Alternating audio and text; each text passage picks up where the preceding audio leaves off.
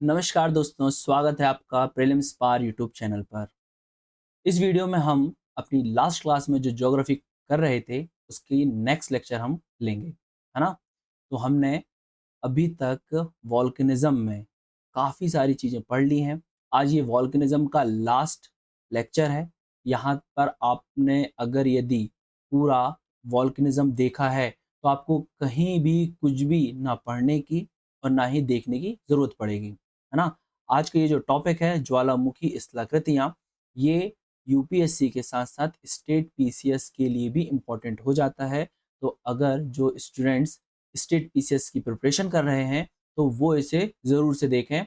उनके सारे क्वेश्चंस जितने भी स्टेट पीसीएस में आते हैं, वो सारे कवर हो जाएँगे।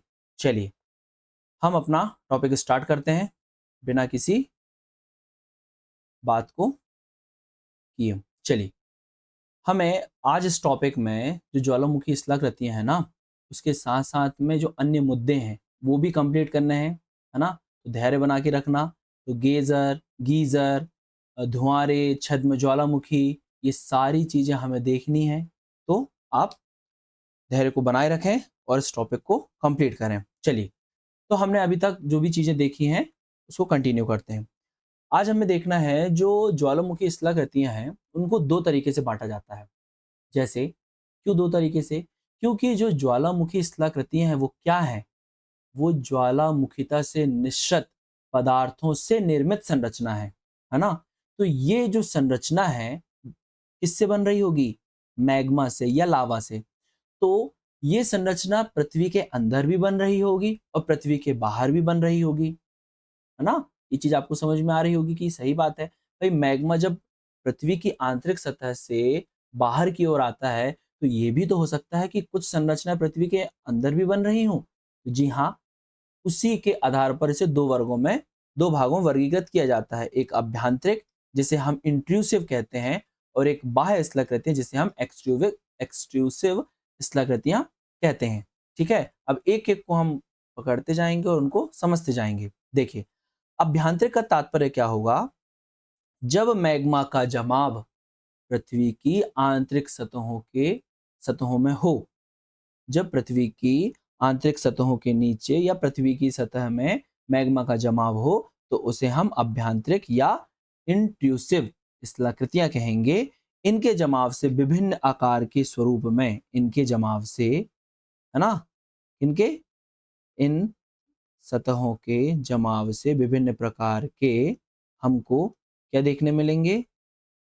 आग्नेय चट्टानों का निर्माण देखने के लिए मिलता है। आपने इसके पहले भी अगर यदि टॉपिक देखा हो, हमने रॉक्स में पढ़ा था ना, आग्नेय चट्टानें, आग्नेय चट्टानों का वर्गीकरण किया था हमने। अगर यदि आपने नहीं देखा हो, तो प्लीज़ जाके उस वीडियो को देखिए, वहाँ पर भी ये चीज़ें बेसिक डिस्कस हो चुका है।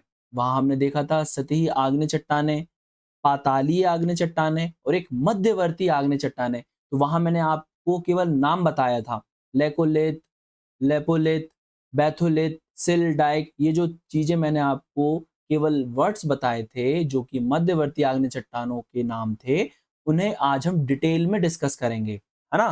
तो वही चीज़ है। साथ ही साथ जब इनका अनाच्छादन हो जाता है, जब अगर यदि सतह का अनाच्छादन होगा, फॉर एग्ज़ाम्पल कोई ऐसी संरचना बनी हुई थी, अनाच्छादन का मतलब होता है डेन्यूडेशन या फिर उनका अपक्षयपर्दन हो जाना। तो जब ऊपर की परत हट जाएगी, तो नीचे की सतह भी दृश्यमान होगी ना? तो जब ऊपर की परतों का अनाच्छादन हो जाता है, तो ये सतह दृश्यमान हो जाती है। इनको भी हम 2 प्रकार से वर्गीकृत करते हैं। अभ्यांतरिक स्थलाकृतियों को भी 2 तरीकों से वर्गीकृत किया जाता है। एक है अनुस्तरीय या जिसे हम इंग्लिश में कॉर्डेंट कहते हैं और दूसरा है अननुस्तरीय जिसे हम डिस्कॉर्डेंट कहते हैं। तो पहले इसका हम नाम समझ लेते हैं कि इसका तात्पर्य क्या है। अनुस्तरीय हम उन संरचनाओं को कहेंगे जो सतहों के बीच में क्षैतिज रूप से, आप डायग्राम को देखिए, क्षैतिज रूप से ये जो निर्मित संरचनाएं हैं, 2 सतहों के बीच में, ऐसी सतह के बीच में क्षैतिज रूप से जब मैग्मा का जमाव होगा, तो उसे हम कहेंगे अनुस्तरीय स्थलाकृतियां। और आंतरिक सतह में ही जब मैग्मा का जमाव ऊर्ध्वाधर रूप से हो, जैसे ये संरचना ऊपर की ओर उठ जाए, है ना? ऐसी लंबी लंबी जो संरचना या लंबवत रूप से वर्टिकल रूप से जो संरचना का निर्माण होगा उसे हम कहेंगे अनुस्तरीय स्थलाकृतियां। तो आपको ये समझ में आ गया होगा अनुस्तरीय स्थलाकृतियां किसे कहेंगे और अनुस्तरीय स्थलाकृतियां किसे कहेंगे। हम इनका आगे एग्जाम्पल भी देखेंगे। और बाह्य का तात्पर्य तो आपको समझ में आ ही गया होगा। अगर यदि मैग्मा का जमाव सतह पर हो तो उसे हम बाह्य स्थलाकृतियां कहते हैं। किसी भी तरीके से जिसमें हमें शंकु पर्वत, लावा पठारी क्षेत्र, ये सारे हमें देखने को मिल जाते हैं। चलिए अब हम आगे बढ़ते हैं, स्टार्ट करते हैं अपना अभ्यांतरिक स्थलाकृतियां हैं उनको किन किन अलग अलग तरीकों से हमने देखेंगे। हम समझना एक चीज को, मैं क्या आपको बताना चाह रहा हूं। हमें समझना यह है कि पृथ्वी की आंतरिक सतह पर मैग्मा का जमाव हो रहा है। उस जमाव से कुछ संरचनाएं निर्मित हो रही हैं। उन संरचनाओं को या उनकी विशेषता के तौर पर कुछ अलग अलग नामों से उनको जाना जाता है ना। तो उसी को हमें समझना है। जैसे लेकोलिथ है, लोपोलिथ है, फेकोलिथ है, सिल, बैथोलिथ, डाइक, ये सारे नाम हैं। इसके आधार पर पृथ्वी की आंतरिक संरचना पर जो संरचनाएं निर्मित हैं वो किस तरीके से निर्माण हुआ है उनका या किस तरीके से वो दिख रही हैं, उसके आधार पर इनको अलग अलग नामों से हम जानते हैं। ठीक है, तो हम लेकोलिथ देखते हैं, आगे बढ़े। क्या होता है ना, एक्चुअली में कभी कभी ना नाम के साथ साथ जैसे अभ्यांतरिक लिखा है, अब अगर यदि इंग्लिश का टर्म वहां ना लिखा रहे, इंट्रूसिव ना लिखा रहे, तो इंसान कंफ्यूज हो जाएगा, स्टूडेंट कंफ्यूज हो जाएगा कि ये क्या कह रहा है, हमें समझ में नहीं आ रहा है ना। इसीलिए सबसे पहले हम जान लें कि भैया जो लेकोलिथ है ये भी अभ्यांतरिक है, लोपोलिथ है, फेकोलिथ है, सिल है, बैथोलिथ है, डाइक है, ये सारी संरचनाओं के नाम आंतरिक जो स्थलाकृतियां निर्मित हो रही हैं उनके नाम है ये। ठीक है, चलिए अब हम एक एक को डिस्कस करते हैं। सबसे पहले हमारा आता है लेकोलिथ। लेकोलिथ क्या है? या लेकोलिथ को ही हम छत्रक शिला या गुंबदाकार स्थलाकृति कहते हैं। ध्यान देंगे, बहुत सारी स्टेट पीसीएस में क्वेश्चन पूछा जा चुका है। निम्नलिखित में से किसे छत्रक शिला या गुंबदाकार स्थलाकृति के नाम से जाना जाता है? तो इसका है आंसर लेकोलिथ। आया समझ में? इसकी जो संरचना होती है ना वो उत्तल ढाल युक्त संरचना है। कैसी है?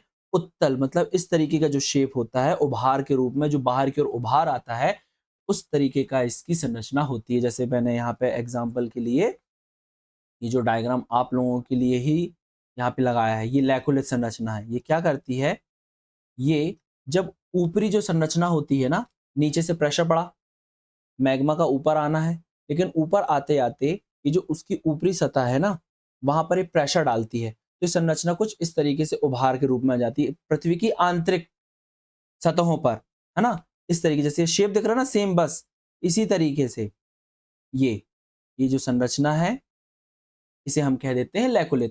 मैंने बताया ना आपको, पृथ्वी की आंतरिक सतहों पर मैग्मा का जमाव होने से जो नई नई स्थलाकृतियां बन रही हैं, जो जो भी संरचना बन रही है, उसको विभिन्न नाम दे दिए हैं और कुछ नहीं।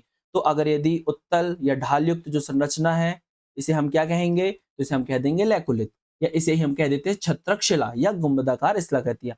ये कहाँ कहाँ निर्मित होती है? लगभग सभी प्रकार के ज्वालामुखी प्रभावित क्षेत्रों में जब हम देखेंगे तो हमको ये संरचना दिखाई दे जाती है। खास तौर पर अगर यदि हम भारत की बात करें तो भारत में जो कर्नाटक का पठार है वहां हमें अगर यदि देखोगे तो वही संरचना निर्मित देखने मिलती है। चलिए, आपने देख लिया लेकोलिथ, अब देखते हैं लोपोलिथ। एक्चुअली में इनकी जो नाम है ना बहुत कंफ्यूजिंग होते हैं, तो बहुत ध्यान से देखना और बहुत ध्यान से उनको समझने की कोशिश करना, क्योंकि सारा कुछ संरचना के ऊपर है। अब देखिए, लोपोलिथ नाम है इसका, इसका भी क्या आंतरिक चट्टानों में, आंतरिक चट्टानों में जैसे मैंने स्टार्टिंग बता दिया तो बार बार बोलने की जरूरत पड़नी नहीं चाहिए, सीधी सी बात है, आंतरिक चट्टानों में ही इनका निर्माण होता है, वहां बनती है ये, है ना। तो इसके लिए जब अवसादी चट्टानों में, अवसादी चट्टानें जो होती हैं, मान के चलिए ये अवसादी चट्टानें थी ना, फिर यहाँ कोई किसी प्रकार से विस्फोट हुआ और विस्फोट होकर ये जो मैग्मा ना वो इस तरीके से जम गया। ये मैग्मा इस तरीके से जम गया, देखिए एक प्रकार की तस्तरी नुमा संरचना बन गई। ये वाली संरचना इस तरीके से थी, ये संरचना इस तरीके से, स्क्रीन में देखिए आप सभी, ये एक प्रकार से ये जो चाय की तस्तरी होती है ना, कोई मेहमान आता है तो आप लेके जाते हैं चाय, जो तस्तरी का जो शेप रहता है हल्का इस तरीके से, तो इसीलिए इसे हम कह देते हैं तस्तरी नुमा आकार या अवतल आकार की। ठीक है, क्वेश्चन यहीं से पूछे जाते हैं। ये जो मैंने जो कीवर्ड्स लिखे हैं ना, बस यहीं से क्वेश्चन बनते हैं। जैसे अगर छत्रक किसे कहते हैं तो लेकोलिथ को कहते हैं।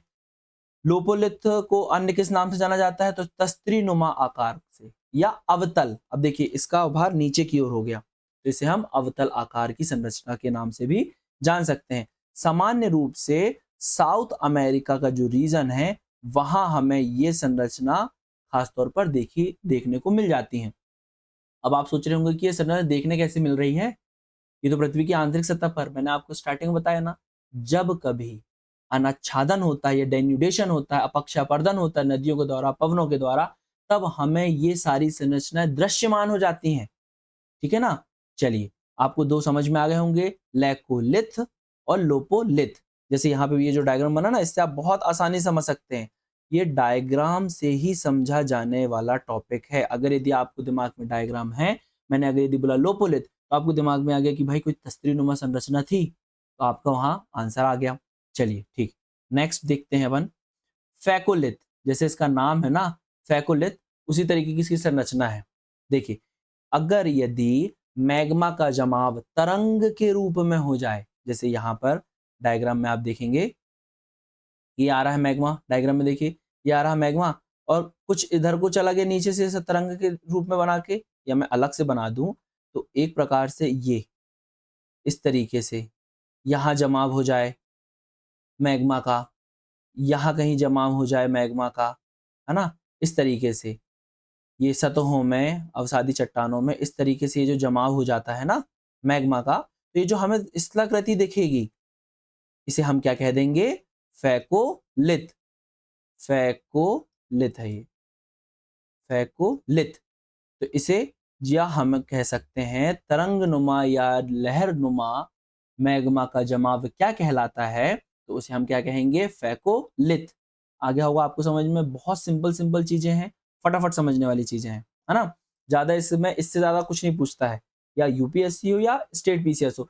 अगर यदि आपको इनके नाम और इनकी संरचना ध्यान है तो आप सारे क्वेश्चन सॉल्व कर ले जाओगे इससे रिलेटेड। चलिए अब देखते हैं हम क्या, सिल। इससे पहले भी हमने ये वर्ड सुन चुके हैं, सिल। सिल क्या होती है, जब जब कभी दो सतहों या अवसादी चट्टानों में, मुख्य रूप से देखने को मिलता है अवसादी चट्टानों में, दो सतहों के बीच में समानांतर रूप से अगर यदि मैग्मा का जमाव हो जाए, देखिए डायग्राम जो मैं बना रहा हूं आपके लिए इस तरीके से, है ना, बीच में ट्रैप हो जाए एकदम, जैसे यहाँ पे दिया गया है, ये सिल लिखा हुआ, ये इस तरीके से अगर यदि ट्रैप हो जाता है मैग्मा, तो इस संरचना को हम क्या कहते हैं, सिल, या इसे ही हम पत्रक शिला कहते हैं। अब आप कंफ्यूज नहीं होना इस चीज में। एक हमने स्टार्टिंग में क्या देखा था, छत्रशिला या छत्रक शिला, और यहां हम देख रहे हैं पत्रक शिला। आए समझ में। तो यहीं से क्वेश्चन क्या कंफ्यूजिंग हो जाती है ना चीजें, तो क्वेश्चन बनाने के लिए भी इजी पड़ता है। क्यों यहाँ पे लिखा है पत्रक शिला, वहां लिखा है छत्रक शिला, तो छत्रक शिला छाते के रूप में हमारी रक्षा करता है। छाते का शेप कैसा रहता है, छाता इस टाइप से रहता है ना, डोम शेप में, हमारी रक्षा करता है, छत्रक रूप, छत्रक शिला कहलाता है। और ये क्या, पत्रक शिला, आप इसको ऐसे समझ सकते हो, छाता है छत्रक शिला, तो वो क्या था, हमारा लेकोलिथ था। ये सिल है, सिल सीधी सीधी है ना, जिसमें हम कुछ लिख सकते हैं, या आप उसको आप अपने घर पे, जैसे नहीं सिलबट्टा होता है ना, समझने के लिए बस बोल रहा हूँ, सिलबट्टा होता है ना एकदम प्लेन रहता है ना, तो वो कैसा प्लेन ही है। उसी प्रकार से पत्रक शिला, उसमें आप रख के कुछ लिख लो, काम कर लो, पत्रक शिला, ठीक है ना, पत्रक शिला भी कहते हैं। ये हमें खास तौर पर भारत के झारखंड एवं छत्तीसगढ़ वाले रीजन में देखने मिल जाता है। आया समझ में। सबसे पहली चीज, जमाव समानांतर सतहों के बीच में होगा, समानांतर सतहों के बीच में इसका जमाव होगा, इसे हम पत्रक शिला भी कहते हैं, और हमें ये भारत के झारखंड व छत्तीसगढ़ जैसे क्षेत्रों में देखने मिल जाता है। और तो और जो वो हम जिसे शील्ड कहते हैं ना, शील्ड नहीं, या इसके ना जो मोटी परत का जमाव होता है, अगर यदि इसमें मोटी परत का जमाव हो जाए तो इसे हम क्या कह देते हैं, सिल। और पहली जो सिल होती है उसे हम कहते हैं शीट। क्या कहते हैं? पहली सिल को, क्योंकि कभी ना कभी जब ज्वालामुखी उद्गार के लिए जब चैम्बर से मैग्मा बाहर आ रहा होगा, तो कभी ना कभी जो पहली संरचना शेल के रूप में बनती है तो उसे क्या कह दिया जाता है? शीट। ठीक है ना? चलिए ठीक है। अब हम नेक्स्ट देखते हैं डाइक। तो अभी तक जितने भी हम देख रहे थे, आपने ध्यान से देखा होगा, ये क्षैतिज रूप से निर्मित हो रही हैं संरचनाएं। इसका मतलब ये जो अभी तक मैंने डिस्कस की, इन्हें हम कह सकते हैं अनुस्तरीय कॉर्डेंट स्थलाकृतियां थी। अब हम देख रहे हैं डाइक। डाइक में आप देखेंगे पहली ही विशेषता इसकी है ऊर्ध्वाधर रूप से या लंबवत रूप से मैग्मा का जमाव होना। लंबवत रूप से या ऊर्ध्वाधर रूप से या इंग्लिश में वर्टिकल रूप से अगर यदि मैग्मा का जमाव होता है तो उस संरचना को हम कहते हैं डाइक। देखिए ये जो संरचना बनी है, स्क्रीन में डायग्राम पे देखिए डाइक लिखा जहां पे, ये है ना, लंबवत है ना, दो सतहों के बीच में ये लंबवत रूप से ये जो संरचना का निर्माण हो गया है, इसे हम कह देते हैं डाइक। आया समझ में? तो लंबवत या ऊर्ध्वाधर रूप से मैग्मा का जमाव क्या कहलाता है? डाइक कहलाता है। ये एक प्रकार से अननुस्तरीय स्थलाकृति का उदाहरण हो जाता है। साथ ही साथ भारत के जो झारखंड की सिंहभूम भूमि है ना, सिंहभूम वाला जो क्षेत्र है, वहां पर हमें डाइक जैसी संरचना अधिकांश रूप से देखने मिल जाती हैं। इसके बाद हमारा एक और आ जाता है, कौन सा? बैथोलिथ। बैथोलिथ, जैसे इसका नाम है ना बैथोलिथ, एक प्रकार से बेस साउंड आ रहा है। बैथोलिथ नाम पे बहुत वजन सा लग रहा है, कुछ वजन उठा के रखा हुआ है ये बैथोलिथ, है ना? उसी प्रकार से इसकी संरचना भी होती है।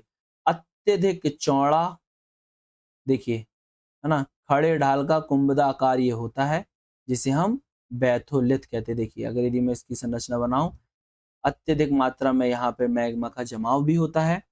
ठीक है, दिख रहा होगा आपको डायग्राम में।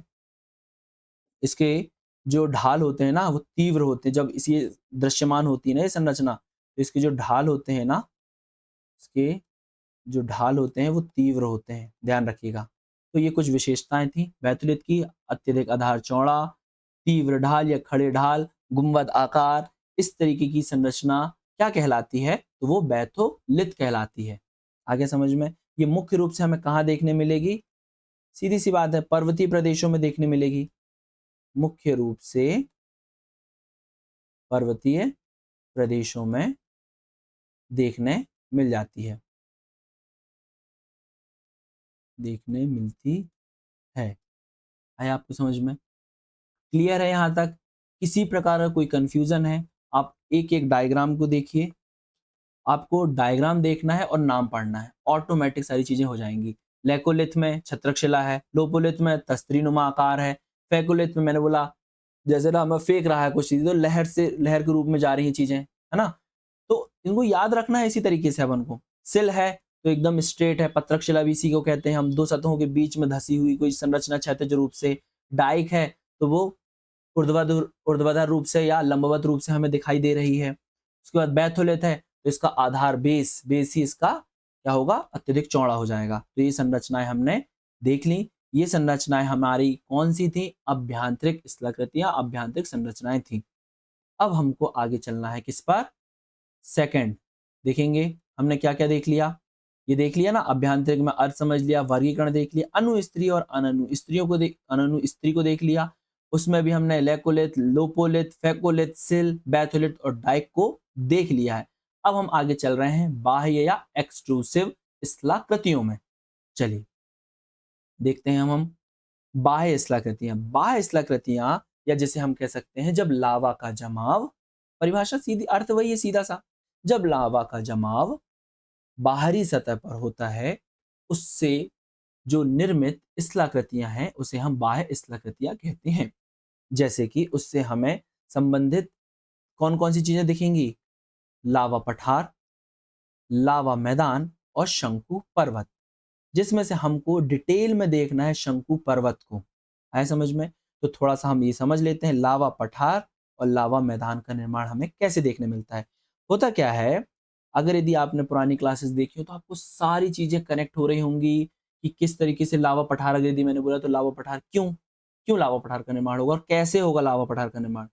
जब कभी दरारी उद्गार होता है, दरारी उद्गार, मैंने क्या बोला? दरारी उद्गार कब होगा? जब अपसरण गति होगी। जब अपसरण गति होगी तो उससे दरारी उद्गार होता है। दरारी उद्गार होने से जो अम्लीय अम्लीय या मैं कहूं कि सिलिका की प्रधानता वहां कम देखने मिलती है, क्योंकि दरारी उद्गार हुआ है।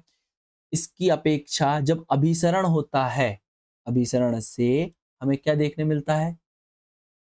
क्या देखने मिलेगा अभिसरण से? जो ज्वालामुखी विस्फोट होता है उसमें हमें अम्लीय लावा मिलता है। यहाँ क्षारीय लावा होगा, तब तो पठार का निर्माण हो रहा है। आए समझ में? यहाँ हमने अगर यदि पठार लिखा तो पठार की संरचना कैसी होती है? इस तरीके से रहती है ना, ये संरचना होती है। ये ऐसी नोक जैसी संरचना, शंकु जैसी संरचना तो नहीं होती है। आ रहा समझ में? तो यहाँ हमें क्या बोलेंगे हम? जब दरारी उद्गार के चलते जो क्षारीय लावा बाहर निश्रित होता है, उससे हमें लावा पठार का निर्माण देखने को मिल जाता है।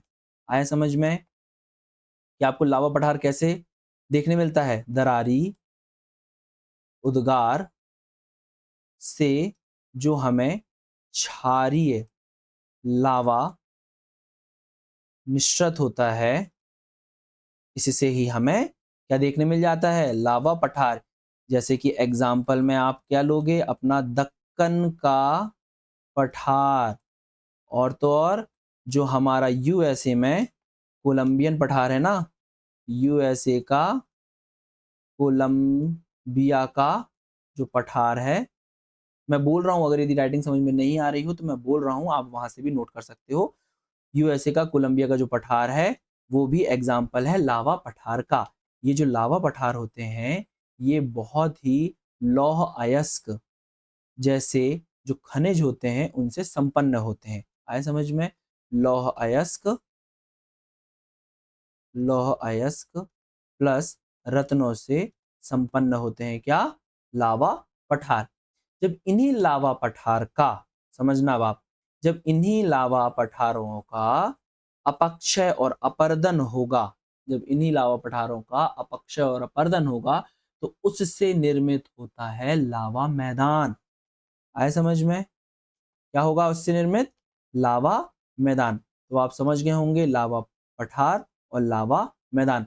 अब हम चलते हैं शंकु पर्वत में, इसे हमें डिटेल में देखना है। चलिए,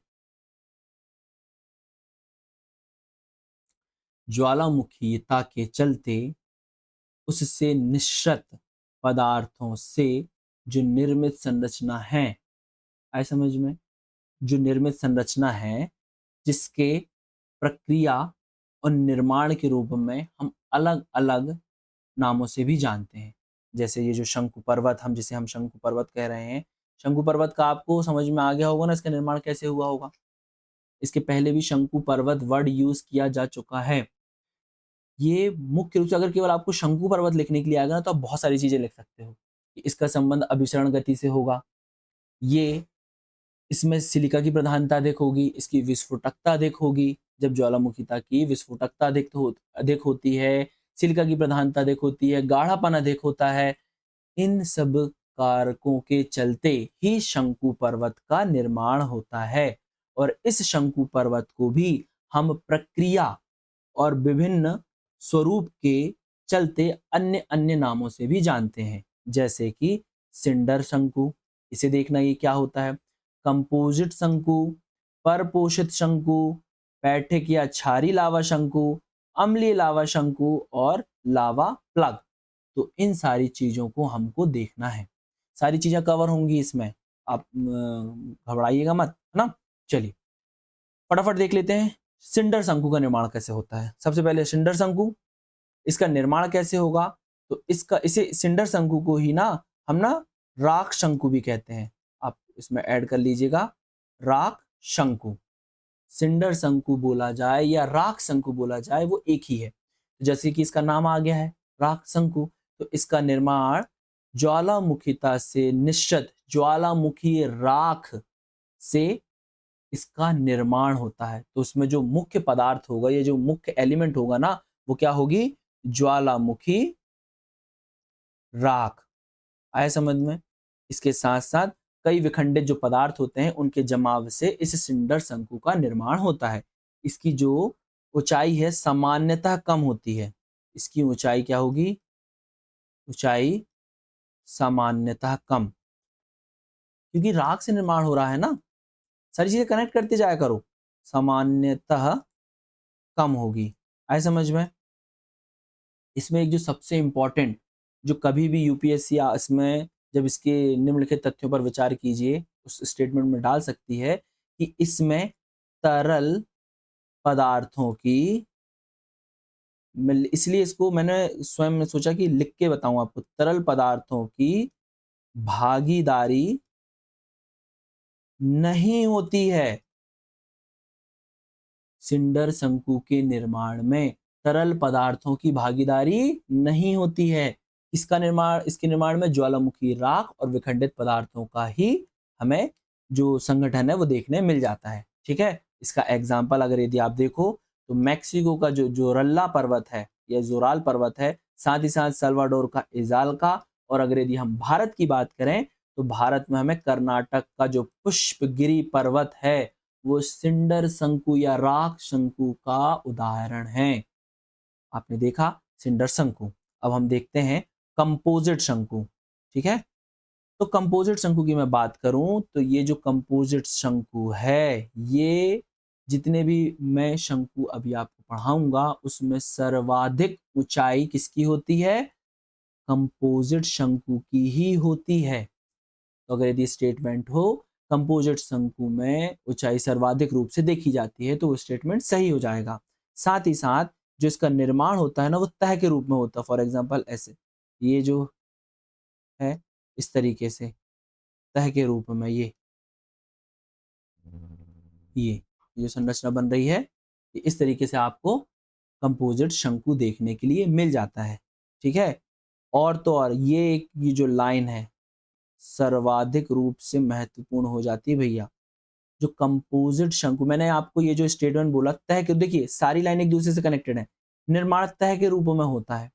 अब जब तह के रूप में इसका निर्माण हो रहा है तो आप सोचिए तह कैसे बन पाएगी, या एक के ऊपर एक सतह कैसे बन पाएगी? पहले उसमें उद्गार हुआ हो, उसके बाद में वहां शांत हो गया हो, फिर वो ठंडा हो गया हो, फिर थोड़ी देर बाद उद्गार हुआ हो, फिर उसके ऊपर एक लेयर बन गई हो। तो इसीलिए ये जो कंपोजिट शंकु का निर्माण है ये सुषुप्त ज्वालामुखी में ही संभव होता है। आए समझ में? जो सुषुप्त ज्वालामुखी है, जो इसका बारे में आपने देख लिया सुषुप्त ज्वालामुखी किसे कहते हैं? जो कभी भूतकाल में, पास्ट में विस्फोट हुआ हो, वर्तमान में शांत हो, है ना, और भविष्य में कभी भी विस्फोट होने की संभावना बनी हो, तो वो कहलाता हमारा सुषुप्त ज्वालामुखी। तो इसलिए हम कह सकते हैं कि तह का निर्माण तो इन्हीं विशेषताओं में हो सकता है, तो सुषुप्त ज्वालामुखी में ही हमें कंपोजिट शंकु देखने मिल जाता है। एग्जाम्पल के लिए आप देखिएगा माउंट फ्यूजियामा जापान और माउंट शास्ता। आए समझ में? तो ये हो गया हमारा कंपोजिट शंकु। इसके अलावा हम देखते हैं अब नेक्स्ट परपोषित शंकु। नाम क्या है? परपोषित, दूसरे के द्वारा पोषित होने वाला शंकु पर्वत। ठीक है ना, तो क्या ही होगा? इसका निर्माण क्या होता है? इसके निर्माण में ज्वालामुखी शंकु के अत्यधिक विस्तार एवं विस्फोट से इसमें छोटी छोटी नलियां, होता क्या देखिए, मैं आपको डायग्राम में देखिएगा ना, ये ज्वालामुखी का विस्फोट हुआ इस तरीके से ना, ये कोई संरचना रही होगी। एक सेकेंड,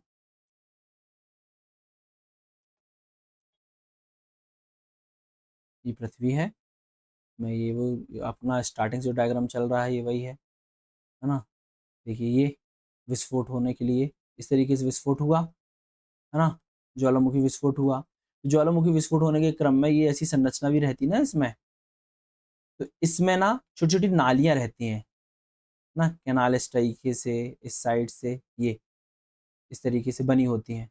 ये जो मुख्य चैम्बर होता है ना, उस मुख्य चैम्बर से इस तरीके से भी लावा जाता रहता है। तो क्या होता है जब इसका अत्यधिक, ज्वालामुखी शंकु का अत्यधिक विस्तार हो जाता है और उसके विस्फोट से ना छोटी छोटी नालियां बन जाती है ना, तो जब इन्हीं नालियों से मैग्मा के द्वारा इसे पोषण किया जाता है या पोषित किया जाता है, तो जो संरचना हमें देखने मिलती है वो हमारी संरचना कहलाती है परपोषित शंकु। आ गया होगा शायद आपको समझ में। मैंने आपको क्या समझाया, जब इन नालियों के द्वारा शंकु का निर्माण हो तो इसे हम परपोषित शंकु कहते हैं। एग्जाम्पल में इसका एटना पर्वत। ऐ समझ में?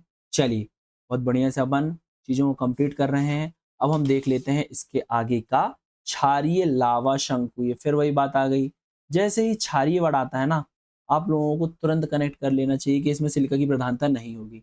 लगभग इसमें 45 से 65% तक, इस लावा में 45 से 65% तक ही, एक सेकेंड, थोड़ा सा कुछ लैक हुआ ना, हाँ, 45 से 65% तक जो सिलिका होगी वो इसमें पाई जाती होगी, इसलिए ये क्षारीय है। तो जब अगर यदि ये क्षारीय है, इसका निर्माण आप कई बार देख चुके हैं, क्षारीय लावा किस तरीके से निर्मित होता है, वही दरारी उद्गार होगा। दरारी उद्गार से अगर यदि इसकी ऊंचाई थोड़ा सा ऊंची हो जाती है पठारों की, तो ये एक प्रकार से हमारे क्या कहला जाते हैं, क्षारीय लावा शंकु। एग्जाम्पल इनका जो आपने देखा हो कौन सा है, हवाना तुल्य, क्योंकि वहां पर सर्वाधिक मात्रा में इस तरीके की विस्फोट देखने मिलते हैं जिससे वहां पर क्षारीय लावा शंकु का निर्माण हुआ, तो इसीलिए इसे हम हवाना तुल्य भी कह सकते हैं। आए समझ में? कभी कभी एग्जाम्पल के रूप में एग्जाम में पूछा भी गया है, ऐसा लिखा रहेगा वहां पर हवाना और लिखा रहेगा क्षारीय लावा शंकु। तो आपको पता होना चाहिए कि क्षारीय लावा शंकु को हम हवाई तुल्य शंकु भी कहते हैं, क्योंकि वहां पर इसकी मात्रा में सर्वाधिक रूप से देखने मिलती है। और इसका आकार कैसा होता है, इसका आकार शील्ड नुमा होता है। आए समझ में? देखिए जो संरचना मैं बना रहा हूं ना, शील्ड नुमा संरचना होता है इसका।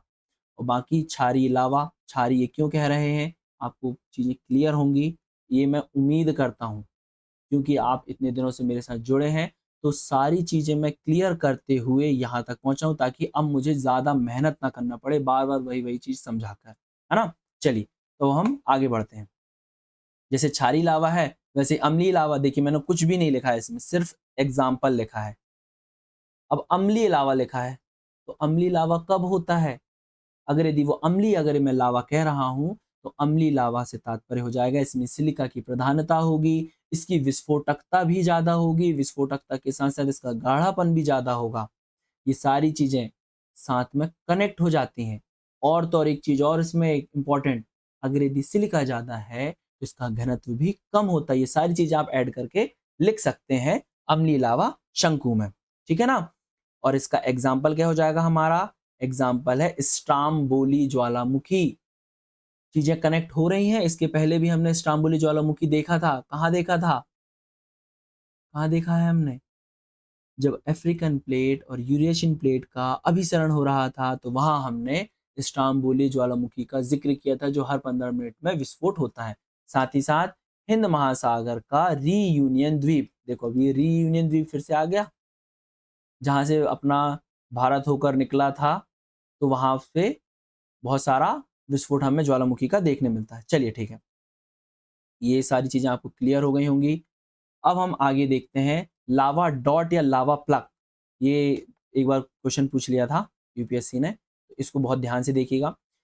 मिश्रित शंकु वाले ज्वालामुखी का जब उद्गार बंद हो जाता है, मिश्रित शंकु वाले जो ज्वालामुखी है या कंपोजिट शंकु वाले जो ज्वालामुखी पर्वत हैं, उनमें जब उद्गार बंद हो गया, उसके बाद जो जो संरचना हमें नलियों के रूप में देखिए, फॉर एग्जांपल देखिए ये इस तरीके की ये संरचना थी कंपोजिट शंकु की, है ना। ये आपका चैम्बर हो गया, यहाँ मैग्मा चैम्बर हो गया ये, ठीक है ना। ये मुख्य नली ये चली गई आपकी, जिससे विस्फोट हो रहा है। बहुत ध्यान से समझिएगा ना, इंपॉर्टेंट है ये चीज। साथ ही साथ ये नलियाँ इसकी, ये तो मुख्य नली थी ये, इसके साथ में छोटी छोटी नलियाँ हैं, ठीक है, इस तरीके से, है ना, इस तरीके से नलियाँ।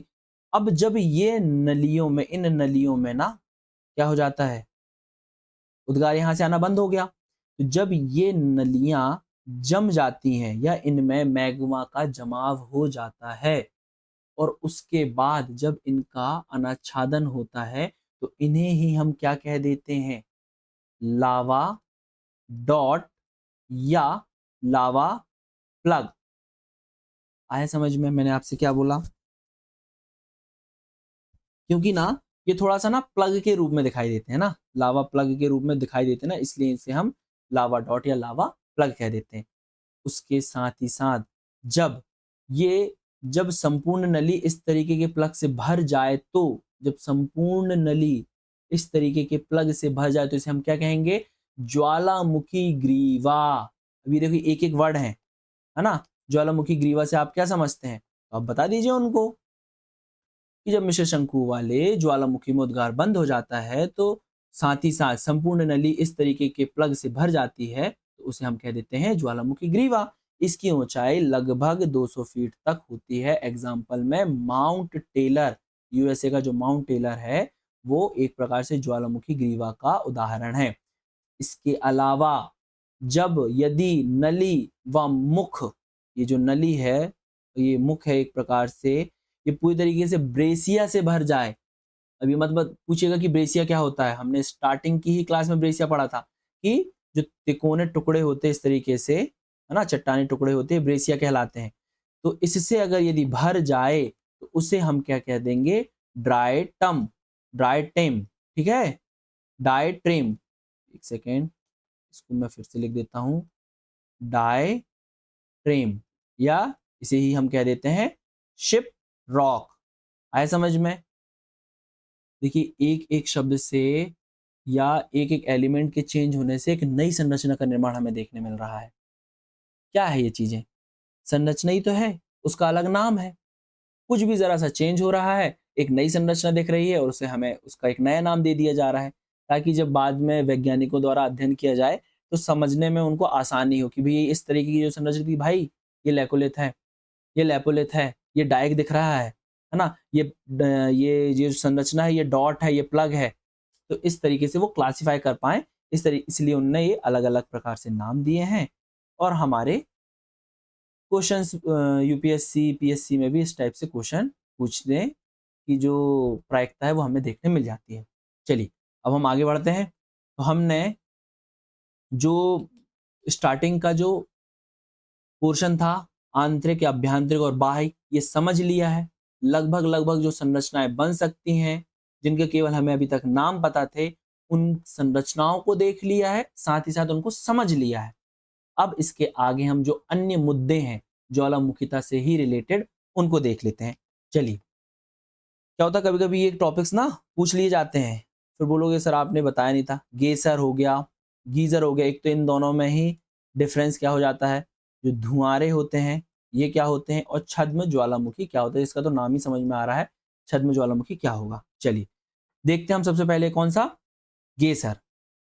मैंने इनको लिखा ही इस तरीके से है कि थोड़ा सा आप लोगों को इसमें कंपैरिजन भी हो जाएगा। ओके, चलो, गेसर क्या होता है? गेसर एक गर्म जल स्रोत है, गर्म जल का स्रोत है। अगर यदि आपने देखा हो कई जगह कई स्थान ऐसे होते हैं, वो भले रहेंगे ठंडे प्रदेशों में लेकिन वहां से गर्म जल निकल रहा होगा, है ना, देखा होगा।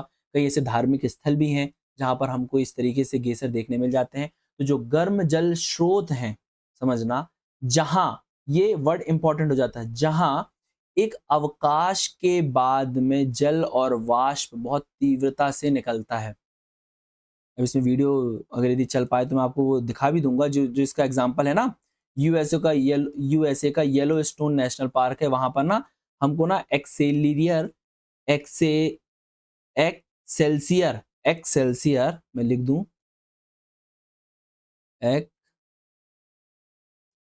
एक्सेल्सियर जो गेसर है, इसका नाम है। वहां पे जो एक गेसर है ना, नेशनल पार्क बना हुआ है, एक बड़ा सा नेशनल पार्क है। वहां पे पता क्या है, बड़ी सी जगह है, वहां पे एकदम से देखेंगे बहुत जोर जोर से फव्वारे के रूप में निकलेंगे, बहुत जोर जोर से, जैसे फव्वारा फूटता है ना, बहुत जोर से गर्म जल और वाष्प निकल के वहां पे निकलती है। आप यूट्यूब में सर्च करना, उसकी वीडियो देखना, बहुत शानदार वीडियो है उसकी, है ना। तो आप जैसे उस वीडियो को देख लेंगे ना, तो आप इसको बहुत जल्दी कनेक्ट कर पाएंगे कि हाँ, बहुत तेजी से गर्म और वाष्प, गर्म जल और वाष्प निकल रही है, और एक अवकाश के बाद। ऐसा नहीं होता कि निरंतर निकल रहा है फव्वारा, फटी जो विस्फोट हो रहा है फव्वारे का, वैसा नहीं होता है, कुछ अवकाश के बाद में होता है। इसमें जो सबसे इंपॉर्टेंट वर्ड है ना, जिसको अगर यदि मैं अंडरलाइन करने के लिए कहूँ तो वो ये है। अगर यदि आपको ये वर्ड याद है तो आप इसको सॉल्व कर ले जाएंगे कि एक अवकाश के बाद गर्म जल और वाष्प मिश्रित होते हैं। जैसे कि एग्जाम्पल में यूएसए का येलो स्टोन नेशनल पार्क का एक्सेल्सियर गेसर। इंपॉर्टेंट वर्ड ये है इसमें एक तो और कि ये जो घटना है या ये जो चीजें हमें देखने मिल रही है गेसर के रूप में, ये ज्वालामुखीता से संबंधित घटना है। आए समझ में? ज्वालामुखीता से संबंधित घटना है। और जो जैसे कि मैंने आपको पहले बता दिया कि अक्षांश या जलवायु विशेषताओं का इसमें कोई प्रभाव नहीं पड़ता, क्योंकि ये पृथ्वी की आंतरिक संरचना पर है ना? जब पृथ्वी की आंतरिक संरचना पर जो घटनाएं घट रही हैं, उसके चलते हमें वो दृश्यमान हो रहा है बाहर रूप में, या बाहर हमें चीजें दिखाई दे रही हैं, तो उसका बाहर अगर यदि टेम्परेचर ठंडा है, या हम उच्च अक्षांश पर है या निम्न अक्षांश पर है, उसका इससे कोई मतलब नहीं होता। तो ये जो कीवर्ड्स हैं आप बहुत ध्यान रखिएगा कि गर्म जल स्रोत है, एक अवकाश के बाद जल और वाष्प मिश्रित होते हैं। एग्जाम्पल में आप बता दीजिए यूएसए का येलोस्टोन नेशनल पार्क का एक्सेल्सियर गेसर, ये ज्वालामुखीता से संबंधित है। स्टेटमेंट यही दे देगा यूपीएससी कि ये जो घटना है या गेसर है ज्वालामुखीता से संबंधित नहीं है, तो आपको पता होना चाहिए नहीं नहीं ये ज्वालामुखीता से संबंधित है। ठीक है, इसके अलावा जल अक्षांश और जलवायु विशेषताओं का प्रभाव इस पर नहीं पड़ता। ये सारी चीजें आपको ध्यान रखनी है। इसके अलावा जब हम इसका कंपैरिजन करते हैं गीजर से, तो आप देखेंगे बिना अवकाश के जल एवं वाष्प का निष्कासन क्या कहलाता है? गीजर। डिफरेंस हो गया ना गेसर और गीजर में।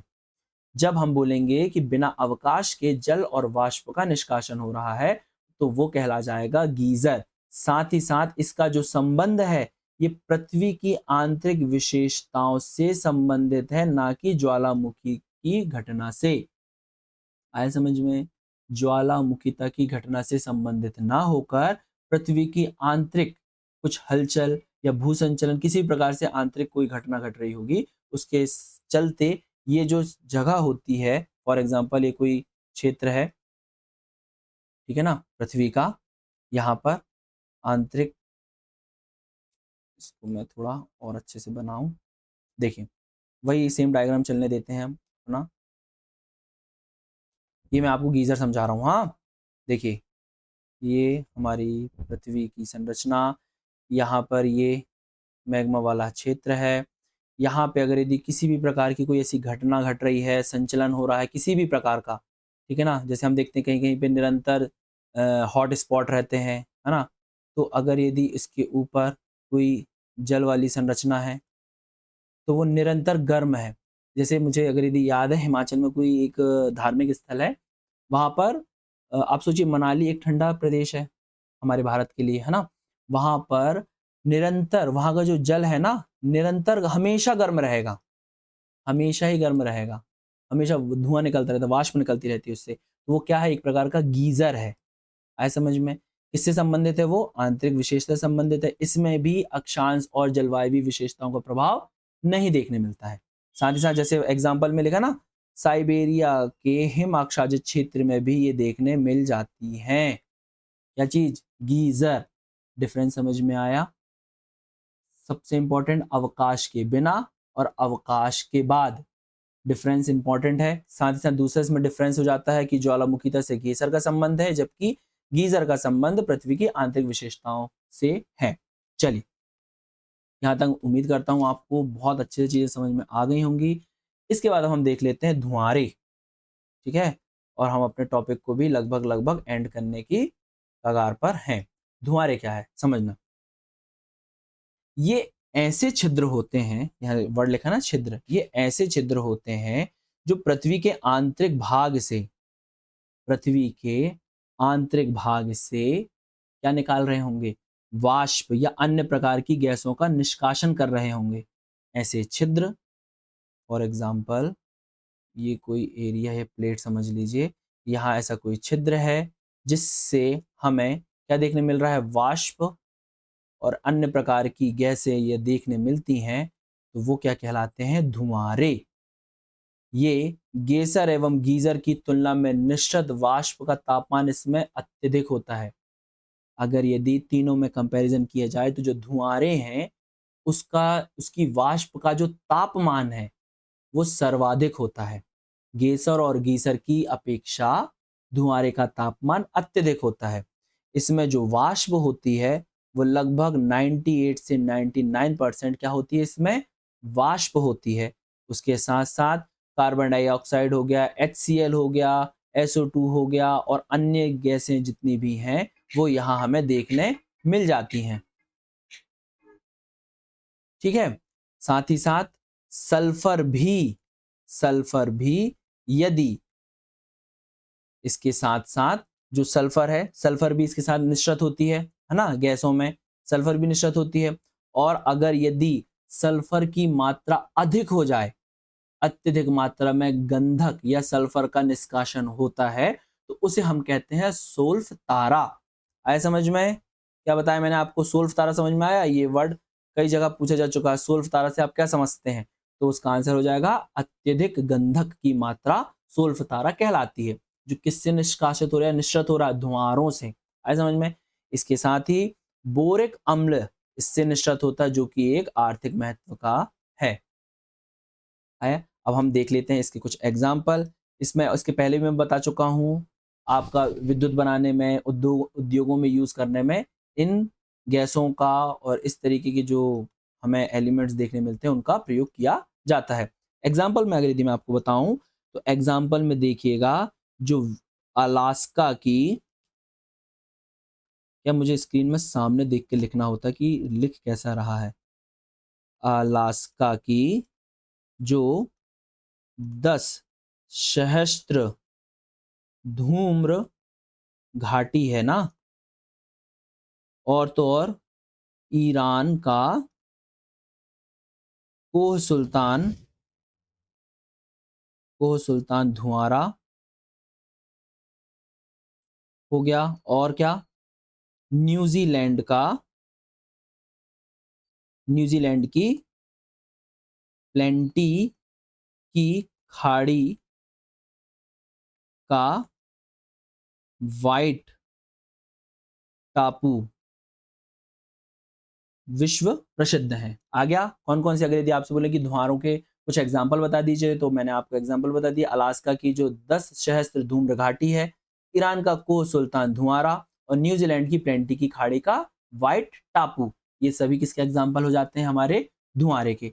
तो आपने धुआरा भी समझ लिया कि धुआरा क्या एक ऐसा छिद्र है जिससे वाष्प और अन्य गैसों का निष्कासन होता रहता है, जिसका जो मुख्य रूप से संबंध किससे हो जाएगा? ज्वालामुखीता से। और साथ ही साथ ये जो निकलती पता कब है? अंतिम लक्षण है ये, जब ज्वालामुखी विस्फोट हो चुका है, लावा बाहर आ चुका है, उसके बाद में जो अंतिम रूप से जो हमें चीजें दिखाई देती, तो क्या धुआं ही धुआं दिखाई दे रहा होगा, तो वो धुआं जो हमें दिखाई दे रहा है वो यही कहलाती हैं धुआंरे। आगे समझ में? तो ये सारी चीजें आपको, ये अगर यदि आप नोट्स बना रहे हो ना, या तो आप इसका स्क्रीनशॉट ले लीजिए, या तो आप इसको नोट्स के रूप में लिख लीजिए, या आपके मेंस में बहुत इंपॉर्टेंट रोल रखते हैं, बहुत ज्यादा। चलिए अब हम देख लेते हैं छद्म ज्वालामुखी। जैसा कि इसका नाम है छद्म ज्वालामुखी, मतलब वो ज्वालामुखी नहीं है, लेकिन उसकी संरचना इस तरीके से है कि हमें देखकर लगता है कि एक ज्वालामुखी है। मैंने क्या बोला?